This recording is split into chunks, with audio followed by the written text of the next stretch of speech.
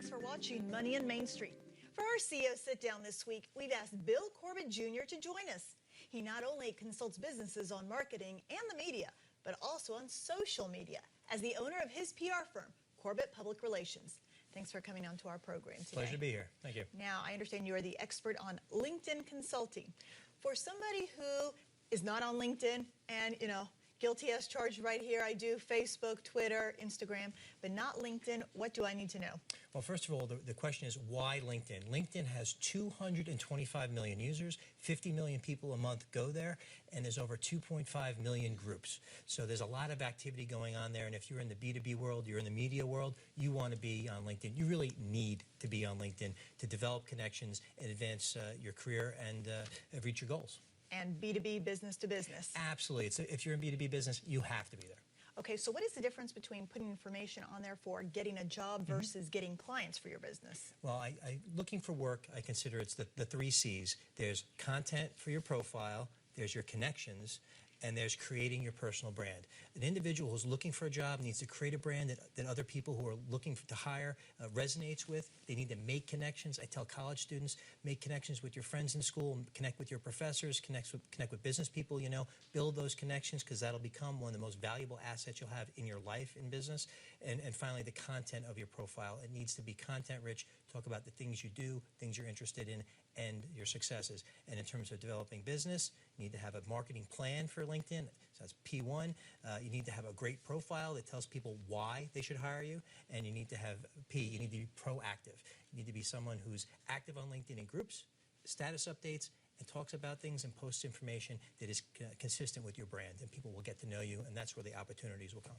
Now, younger people are used to sharing information online on a much bigger basis than, let's say, older people, me included. What about some folks who have privacy concerns about what they put out there? Well, first of all, anything you put online, as soon as you hit that button, it's for the whole world to see. Don't let anybody think that you're not connected or that there's a wall there. It's out there, and potentially people are going to be able to see it. Maybe a friend of yours shares something that was on your site, whatever. So you have to think very wisely. If you're a job seeker or you're building your personal brand, what images? Do you want pictures of you at a party, or do you want pictures of you at a business event? Think about what you're posting and think about what other people potentially could be posting of you as well. And remember to keep your password your own. Don't share it with your employer. You own that. Don't let other people control any of your social media accounts. Do's and don'ts, proper etiquette of LinkedIn. The number one, don't. LinkedIn is not, and social media is not for selling, especially hard selling. It's for relationship building and getting people to know who you are and what you're about. The number one LinkedIn do is be active. Be out there. The average LinkedIn user only uses LinkedIn 17 minutes a month. You need to use your time wisely and spend more time. You need to take a couple hours a month. Determine, though, how much time is appropriate for you and your business. What I call is creating a time budget and a schedule. The budget is how much time you're going to spend every month, and the schedule is what you're going to do during that time you've allotted. Now, let's say that you're doing a little bit of research and you're checking out some folks on LinkedIn, but you don't really want the person to know that you've checked out their profile. Well, there's security settings on LinkedIn where you can set that you want to remain anonymous. So if you checked out profiles, that you will not be known who it is. That's really the only way to prevent people from knowing if you're checking them out. On the other side, if people are checking you out, you now know that might be a potential business lead, that might be a competitor, that might be whatever. Yet you know something that's good information that you can turn around to potentially develop a business relationship with, and it's a lead. And how much time should I be spending on social networking?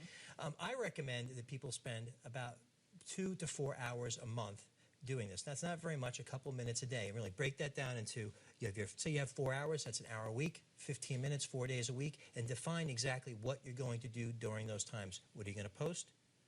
How are you going to connect with? And how are you going to build your brand online? And make sure your profile is optimized and maximized so people find you and you have the right title. That's very important. Make sure you have a right title. I'm president of my company, but I don't list president. I say Long Island Public Relations Professional. People find me that way. Wonderful. All right. Thank you so much, Bill Corbett Jr. Thank you.